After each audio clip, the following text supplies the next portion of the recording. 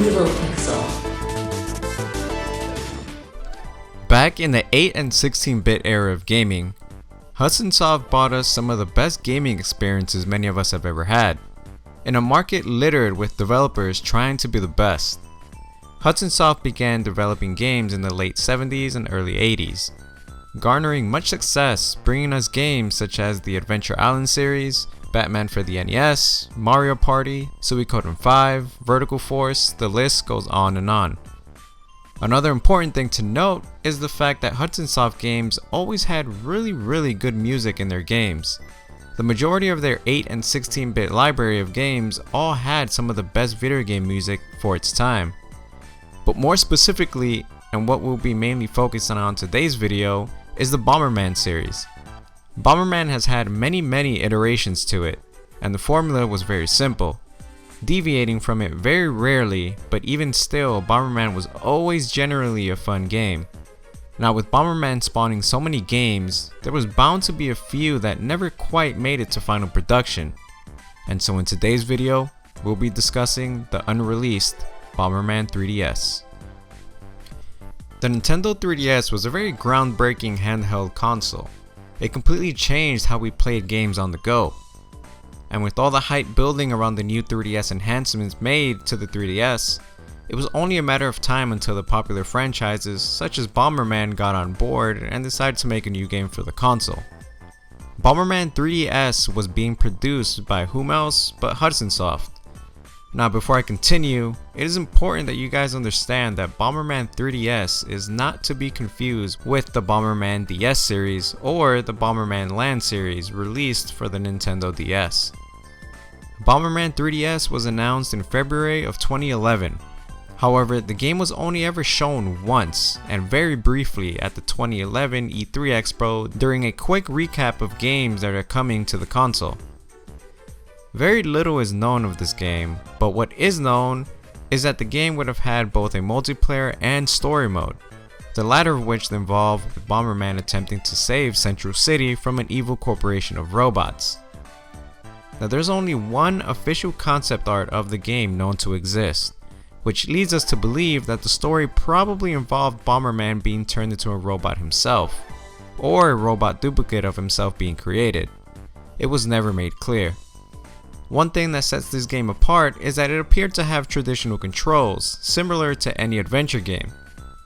This was based on the few released screenshots of the game, which showed the HUD along with the AB buttons displayed on screen.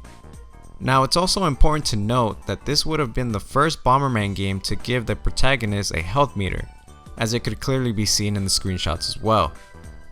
Now, what got me excited about this game is the fact that it resembled Bomberman 64 so much with its gameplay and story aspects. Now, in my opinion, Bomberman 64 was when the franchise hit its peak. It gave players everything we love about the original and threw it in a 3D world with bosses and objectives to complete. Even the music in Bomberman 64 was really good. And just a quick fun fact, I liked the music so much growing up that we even included it in the intro to our videos. Now, a lot of the similarities can be seen in the few screenshots provided for Bomberman 3DS, where stage hazards can be seen such as tornadoes, platform jumping, and ice hazards. The bosses displayed also gave me a trip down memory lane.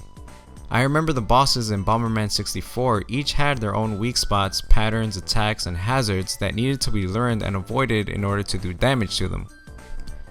Now, the multiplayer mode consisted of the traditional Bomberman battle arena, going against other players in an effort to be the last man standing. Many of the stages would consist with different themes along with their own hazards involved within the stages respectively. Hudson released a few photos of the multiplayer, which consisted of a volcano themed stage with what appears to be molten rock crashing into the stage, as well as an ice stage with what looks to be the slippery iced floors. What Bomberman game would be complete without that? Now, what was interesting with the Bomberman multiplayer mode was the Bomberman Battle Pack, which was an interesting system implemented with all of the Bomberman games released for the Nintendo DS. What this would do is allow cross-play compatibility with all players who have any Bomberman game compatible with the Battle Pack. And Bomberman 3DS was going to be included in this Battle Pack as well. so it would have been interesting to see how the crossplay compatibility would have worked. Now let's discuss what happened to Bomberman 3DS and why it was never released. Well, the problem more or less began when Hudson Soft was absorbed by Konami. Now Hudson has previously worked with Konami in the past, and while Bomberman 3DS was in development, Hudson agreed to become a subsidiary of Konami. However, it wasn't until 2012 that Hudson Soft was completely absorbed by Konami and ceased to exist completely. The reason for this was a simple consolidation of Hudson and Konami joining forces to be a single company. Now once the news broke loose, people were expecting Konami to start diluting some projects. Even though Konami said that they still intended on finishing and delivering games under the Hudson brand. Now while it was never officially stated, when an upcoming lineup of games appeared, Bomberman 3DS was no longer on that list. Konami denied the game's cancellation and simply never said anything else about it. However, a spokesperson from Konami said in an interview, quote, "If the announcement didn't come from us, it's not true. We have not distributed any official list of Hudson products yet."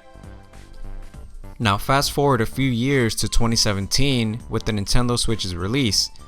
Konami released Super Bomberman R as a launch title for the Switch. The game met with average reviews. Now it is said that many of Bomberman 3DS's remnants were implemented into Super Bomberman R.